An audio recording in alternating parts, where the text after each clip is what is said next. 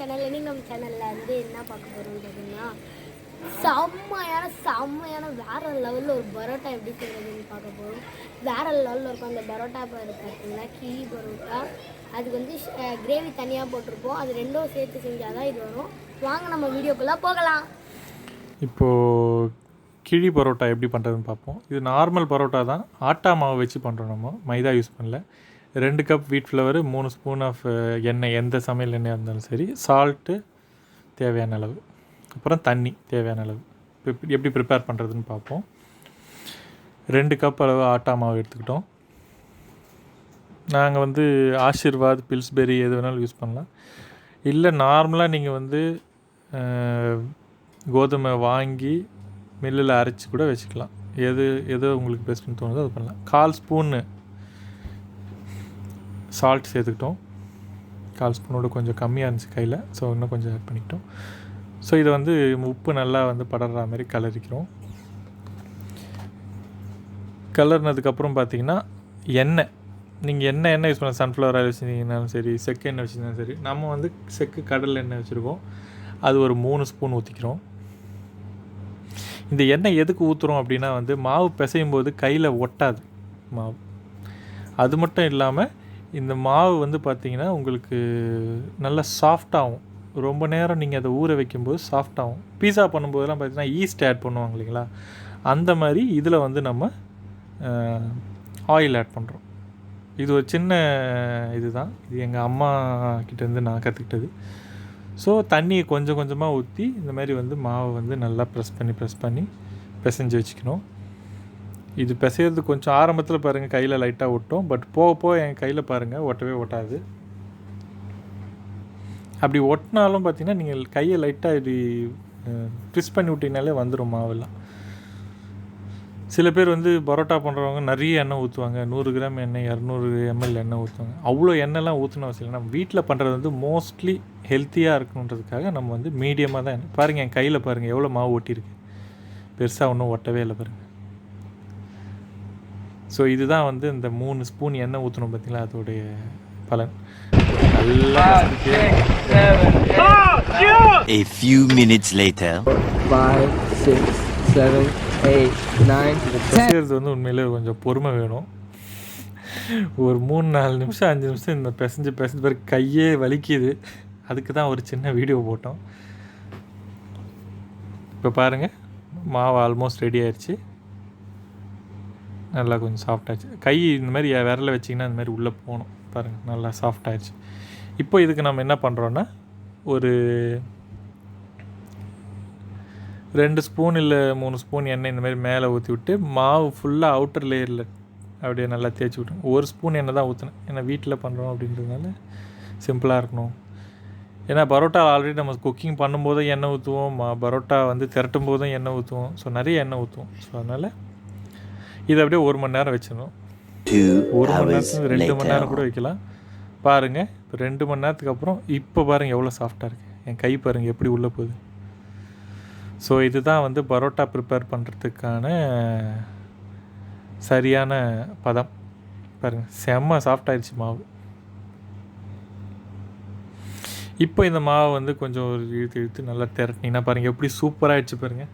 கொஞ்சம் இந்த மாதிரி சின்ன பீசஸ், மீடியம் பீசஸாக எடுத்து கையில் வந்து திரட்டி இந்த மாதிரி நடு இதில் வச்சுட்டு நல்லா உள்ளங்கையில் வச்சுட்டு அழுத்தி திரட்டினீங்கன்னா பாருங்கள் இந்த மாதிரி ஆயிடும். எந்த விதமான கிராக்கும் இல்லாமல் வரணும்னா இந்த மாதிரி பண்ணணும். அழுத்தம் கொடுத்து அப்படியே சுற்றினீங்கனாலே ஆட்டோமேட்டிக்காக வந்துடும் இட்லி சைஸ்க்கு. பாருங்கள். ஸோ இது மாதிரி எல்லாம் திரட்டி வச்சாச்சு. இதிலும் வந்து எல்லாம் கேதர் பண்ணிட்டு ஒரு 2 ஸ்பூன் எண்ணெய் ஊற்றி அப்படியே எல்லாம் படற மாதிரி வச்சுக்கோங்க. இப்போ இமீடியட்டாக நீங்கள் பரோட்டா செய்ய ஆரம்பிச்சிடலாம். இல்லை சில பேர் என்ன பண்ணுவாங்க, இந்த மாதிரி எண்ணெய் ஊற்றிட்டு இதையும் வந்து ஒரு 1 மணி நேரம் 2 மணி நேரம் ஊற வைப்பாங்க. அப்படி ஊற வச்சு பண்ணாலும் நல்லாயிருக்கும்.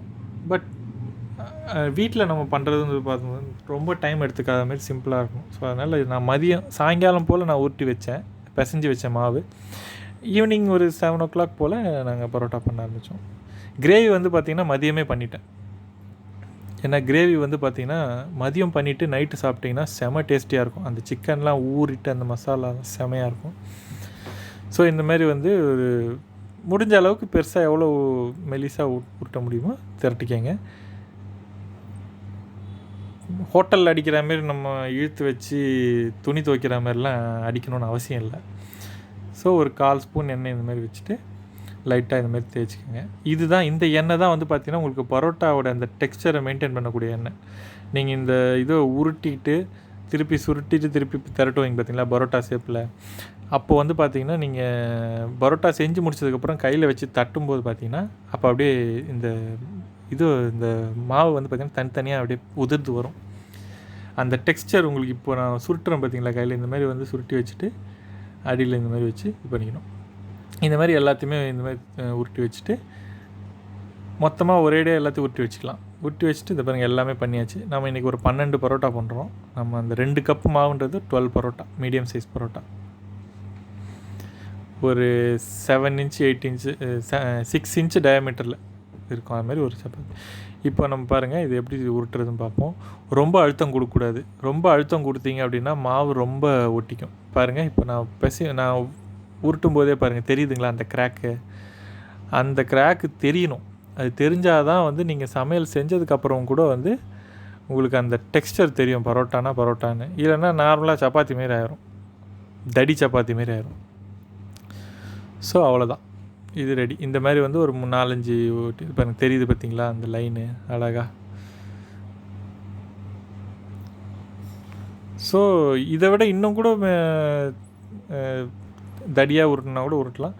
பட் மோஸ்ட்லி நமக்கு கொஞ்சம் என்ன சொல்கிறது ஸ்டாண்டர்டான சைஸ் மெயின்டைன் பண்ணுறதுக்காக இந்த மாதிரி விட்டுருக்கோம். பாருங்கள் இப்போ இதை நம்ம நார்மலாக சப்பாத்தி பண்ணுற மாதிரியே 2 பக்கமும் திருப்பி குக் பண்ணுறோம். 2 பக்கமும் ஒரு 1/4 ஸ்பூன் எண்ணெய் ஊற்றிட்டு லைட்டாக தேய்ச்சிங்க. முடிஞ்ச அளவுக்கு எண்ணெயை வந்து ரெடியூஸ் பண்ணிக்க பார்த்துங்க. ஏன்னா ஆல்ரெடி நம்ம நிறைய இடத்துல எண்ணெய் போடுறோம். மாவு பிசையும்போது 3 ஸ்பூன் எண்ணெய் போட்டோம். அப்புறம் இந்த பரோட்டா மாவு திரட்டும் போதும் எண்ணெய் யூஸ் பண்ணுறோம். இப்போ குக் பண்ணும்போதும் எண்ணெய் யூஸ் பண்ணுறோம். ஸோ முடிஞ்ச அளவுக்கு எண்ணெயை நீங்கள் ரெடியூஸ் பண்ணிட்டீங்க அப்படின்னா இதோடைய ஆயில் கண்டென்ட் வந்து குறையும். பரோட்டா நிறைய பேர் சொல்லுவாங்க ஹெவி ஃபுட்னு. ஆமாம், உண்மையிலே ஹெவி ஃபுட்டு தான். ஏன்னா நம்ம இவ்வளோ எண்ணெய் சேர்க்கறதுனால அது கொஞ்சம் ஹெவியாக தான் இருக்கும் சாப்பிடும்போது. இன்னொன்று இதில் நீங்கள் ஆட்டா செஞ்சிங்கன்னா இட் இஸ் ஆல்வேஸ் ஹெல்தி. மைதா மாவை மோஸ்ட்லி முடிஞ்ச அளவுக்கு தவிர்த்துக்கங்க. ஸோ பாருங்கள் இப்போ 4 பரோட்டா பண்ணிட்டேன். ஒவ்வொரு 4 பரோட்டா பண்ணதுக்கப்புறமா நம்ம என்ன பண்ணணும், 4 பரோட்டாவும் ஒன்று மேலே வச்சுட்டு சூடாக இருக்கும்போதே 2 கை வச்சு இந்த மாதிரி ஒரு 4-5 தடவை தட்டினீங்கன்னா அது பாருங்கள் அந்த பரோட்டா டெக்ஸ்சர் வந்துடுச்சு பாருங்கள், செம்மல்ல. அவ்வளோதான், இதுதான் வீட் பரோட்டா, வீட்லேயே செஞ்ச வீட் பரோட்டா. ஸோ இதேமாரி அடுத்த 4 பரோட்டாவும் எடுத்தாச்சு. ஸோ இதுமாரி மற்ற 12 பரோட்டாவும் செஞ்சு எல்லாம் இது பண்ணியாச்சு. இப்போது அடுத்தது வந்து நம்ம கிழி பரோட்டா அப்படின்னா என்னென்னு பார்ப்போம். கிழி பரோட்டா ஆக்சுவலி இட்ஸ் வந்து கேரளாவோட ஸ்பெஷல் டிஷ். இது நாங்கள் ஒரு ஹோட்டலில் சாப்பிட்டோம்.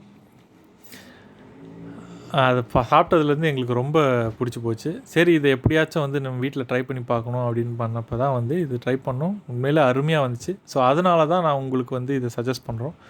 ஃபஸ்ட்டு கிழி பரோட்டா செய்கிறதுக்கு வந்து இந்த வாழை இலை வேணும். வாழை இலை வந்து எடுத்துகிட்டு ஃபஸ்ட்டு இந்த மாதிரி ஸ்டவ்வில் போட்டு அந்த வாழை இலையை வந்து தீயில வாட்டணும்.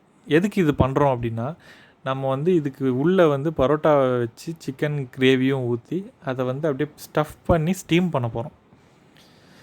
ஸோ அதுக்கு வந்து இந்த வாழை இலை நம்ம மடித்து கட்டும்போது கிழியறதுக்கான வாய்ப்பு இருக்குது, பச்சையாக இருக்கிற இது. ஸோ இது பாருங்கள், நான் இந்த இலையை வைக்கும்போதே பாருங்கள் அது கலர் மாறுது பாருங்கள், லைட் க்ரீனாக, டார்க் க்ரீன்லேருந்து லைட் க்ரீனாக மாறுது பாருங்கள். இது எதனாலன்னு பார்த்தீங்கன்னா அந்த வாழை இலையோட அந்த அந்த என்ன சொல்கிறது கொஞ்சம் பிரிஸ்காக இருக்கிறது வந்து கொஞ்சம் துணி மாரி ஆயிரும் வளன்னு. ஸோ இதை வந்து நம்ம ஃபோல்டு பண்ணி மடிக்கிறதுக்கு கட்டுறதுக்கெலாம் வந்து ஈஸியாக இருக்கும். ஸோ அதுக்கு தான் பண்ணுறோம். நம்ம வந்து ஒரு 3 கிழி பரோட்டா பண்ண போகிறோம். 3 மட்டும் இப்போதைக்கு பண்ணுறோம் டிஸ்பிளேக்காக. பாருங்கள் இப்போ நம்ம ஆல்ரெடி இந்த வாழையில் அறுத்து வச்சுருந்தோம் பார்த்தீங்களா, அதுக்கு பின்னாடி இருக்கிற அந்த ஸ்டெம்மையே வந்து நம்ம சின்னதாக ரோப் மாதிரி கட் பண்ணி வச்சுருக்கோம். எல்லாமே நேச்சுரல் தான், எந்த விதமான ஆர்டிஃபிஷியல் திங்ஸும் யூஸ் பண்ணல. ஸோ கீழே வந்து இன்னொரு சின்ன வாழை, அது வந்து தீயில வாட்டலை, ஏன்னா அது வந்து நார்மல் தான், சப்போர்ட்டுக்காக மட்டும். ஸோ இதுக்கு நடுவில் வந்து நம்ம பரோட்டா வச்சிடலாம்.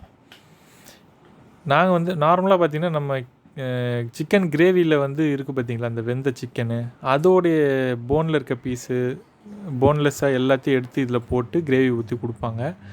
பட் நம்ம வந்து சிக்கன் கம்மியாக போட்டோம் அப்படின்றதால மதியம் சாப்பிடும்போது அந்த சிக்கன் ஆல்மோஸ்ட் காலி ஆயிடுச்சு. ஸோ அதனால் நாங்கள் என்ன பண்ணிட்டோம், சிக்கன் 65 பண்ணிட்டோம். போன்லெஸ் தனியாக வாங்கி ஒரு 1/4 கிலோ. அந்த சிக்கன் 65 பீசஸை வந்து கொஞ்சம் சின்ன சின்னதாக கட் பண்ணி போட்டுட்டு இதில் வந்து கிரேவி ஊற்றணும். இதுவும் வந்து ஒரு காம்பினேஷன். அந்த ஹோட்டலில் நாங்கள் சாப்பிட்ட இடத்துல இந்த மாதிரி சிக்கன் 65 போட்டும் வந்துச்சு. போன்லெஸ் சிக்கன் மேலே போட்டும் கொடுத்தாங்க. ஹோட்டல் பேர் சொல்ல விரும்பலை, பட் ஆனால் சென்னையில் தான் சாப்பிட்டோம். உண்மையில் நல்லா இருந்தது. இப்போ இந்த மாதிரி 2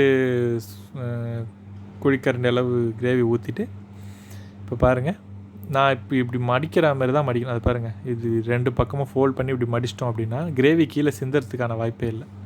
எல்லாமே உள்ளே தான் இருக்கும். அந்த பரோட்டா வந்து பார்த்திங்கன்னா இந்த கிரேவியில் அப்படியே ஊறணும். அந்த சிக்கன் 65ல் இருக்க மசாலாவும் சரி, நம்ம ஊற்றிருக்க கிரேவியில் இருக்க மசாலாவும் சரி, ரெண்டும் ஒன்றா சேர்ந்து நல்லா ஊறி அது ஒரு வேறு லெவலான டேஸ்ட் கொடுக்கும். கண்டிப்பாக இதை ட்ரை பண்ணி பாருங்கள் வீட்டில். கொஞ்சம் பார்க்குறதுக்கு காம்ப்ளிகேட்டட் மாதிரி தான் தெரியும், பட் ஆனால் வந்து இது வந்து ஆல்வேஸ் கொஞ்சம் ஒரு ஸ்பெஷலான ஸ்நாக்குன்னு சொல்லலாம், ஸ்பெஷல் ஒகேஷன் ஸ்நாக்குன்னு சொல்லலாம். ஒரு தடவை ட்ரை பண்ணி பார்த்தீங்கன்னா வந்து உண்மையிலே இது வந்து என்ஜாய் பண்ணுவீங்க நீங்கள். இந்த மாதிரி வந்து நம்ம 2 பக்கமும் கட்டிடணும். சூப்பராக இருக்குல்ல பார்க்குறதுக்கு.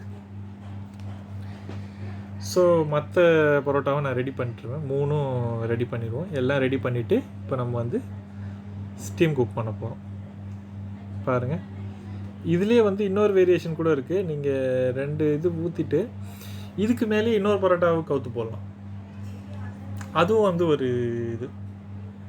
ஸோ நல்லா சரி ஓகே இது ரொம்ப லைட்டாக இருக்குது அப்படின்னு ஃபீல் பண்ணுறவங்க இன்னொரு பரோட்டா இதுக்கு மேலே கவுத்திங்க அப்படின்னா அந்த பரோட்டாலேயும் அந்த கிரேவியோட டேஸ்ட்டு ஊறி அது ஒரு டேஸ்ட்டாக இருக்கும். இந்த மாதிரி மூடிட்டு இது மாதிரி மூடிட்டு திருப்பி அதேமாரி டைப் பண்ணுற வேண்டியது. பாருங்கள், 3மே ரெடி பண்ணிவிட்டேன். இப்போ நம்ம எப்படி இதை வந்து ஸ்டீம் பண்ணுறதுன்னு பார்ப்போம். நார்மலாக வந்து பார்த்திங்கன்னா நம்ம இட்லி குண்டானில் கூட ஸ்டீம் பண்ணலாம். நம்ம இட்லி குண்டானில் பண்ண வேணாம், நம்ம கொஞ்சம் டிஃப்ரெண்ட்டாக பண்ணுவோம் அப்படின்னு சொல்லிட்டு நான் இந்த மாதிரி வந்து தண்ணி கொதிக்க வச்சுருந்தேன். ஒரு 10% தண்ணி கீழே கொதிக்க வச்சுட்டு கொதிச்சதுக்கப்புறம் நார்மலாக பெரிய ஜல்லி கரண்டி இருக்குது பார்த்தீங்களா, அந்த மாதிரி ஒரு கரண்டி இந்த மாதிரி வெசல் இருக்குது எங்கள் வீட்டில். ஸோ அதை கரெக்டாக வச்சுட்டு இதில் வந்து 2 இது வச்சிட்டேன். இதுக்கு மேலே இப்போ இந்த ஸ்டீம் வந்து உள்ளே கவர் ஆகணும். அதுக்காக வந்து நான் என்ன பண்ணிட்டேன், ஒரு சின்ன பேசன் இருக்குது எங்கள் வீட்டில் இருக்கிற ஐட்டத்தை வச்சு நான் ஏதாச்சும் ட்ரை பண்ணலாம் அப்படின்னு சொல்லிட்டு அந்த மாதிரி பேசனை கவுத்து கரெக்டாக லிட்டு க்ளோஸ் பண்ணி வச்சுட்டேன். பாருங்கள், ஒரு 10 மினிட்ஸ் ஸ்டீம் பண்ணியாச்சு. இப்போ பாருங்கள், அந்த வாழையிலோட கலர் மாறிடுச்சு. அந்த வாழையில் நம்ம 10 மினிட்ஸ் to 15 மினிட்ஸ் கூட வைக்கலாம். 15 மினிட்ஸ் வச்சிங்கன்னா அது இன்னும் நல்லா பாருங்கள் செம்மையாச்சு. சும்மா கிழிஞ்சிருச்சு பரோட்டா. கண்டிப்பாக ட்ரை பண்ணி பாருங்கள். ஓகே காய்ஸ், ஃபைனலாக நம்மளோட டிஷ் வந்து ரெடி ஆகிடுச்சு. சாப்பிட்லாமா?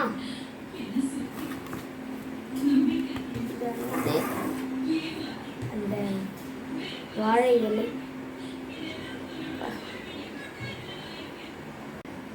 வாய்ப்பில்லை ராஜா அப்படின்னு திறந்தாச்சு. சரி ஓகே, வாழை இலையோட அந்த பரோட்டா வேற இல்லை.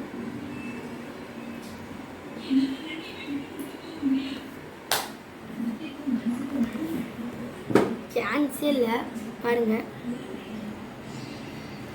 வெறித்தனமாக இருக்குது. இது கூட நம்ம ஜஸ்ட்டு சால்னா லைட்டாக ஆட் பண்ணி சாப்பிடலாம். எல்லாம் வந்துருக்கு. அதுதாங்கப்பா பரோட்டா சூரியாக மாறி அஸ்வின் அவர்களை அப்படின்னு தான் சொல்லணும். சாப்பிடலாம். வெளியே வேறு வருது, நான் காலி பண்ணுறேன். அதனால்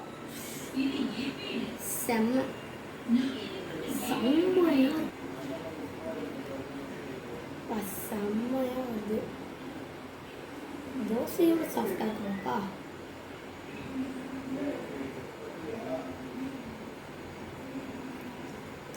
சான்ஸே இல்லை.